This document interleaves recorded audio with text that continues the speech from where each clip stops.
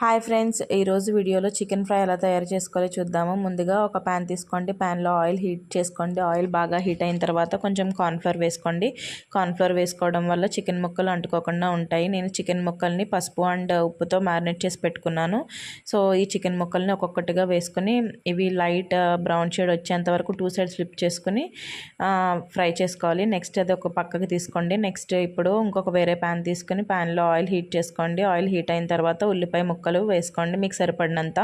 And next ఇందులోకి కొంచెం పచ్చిమిర్చి కూడా యాడ్ చేసుకోండి. ఇది బాగా తిప్పుకున్న తర్వాత కొంచెం సాల్ట్ యాడ్ చేసుకోండి. అండ్ కొంచెం ఫ్రై అయిన తర్వాత అల్లం వెల్లుల్లి పేస్ట్ కూడా యాడ్ చేసుకోండి. అల్లం వెల్లుల్లి పేస్ట్ పచ్చివాసన పోయిన తర్వాత కారం యాడ్ చేసుకొని ఫైనల్గా మనకి ఫ్రై అయిపోయిన చికెన్ పీసెస్ని ఇందులో యాడ్ చేసుకొని ఒకసారి తిప్పుకోండి. నెక్స్ట్ ఫైనల్గా దీనికి జీలకర్ర పౌడర్, ధనియా పౌడర్ అండ్ మసాలా పొడి కూడా యాడ్ చేసుకొని ఫైనల్గా ఒకసారి తిప్పుకొని టేస్ట్ని ఎంజాయ్ చేయండి.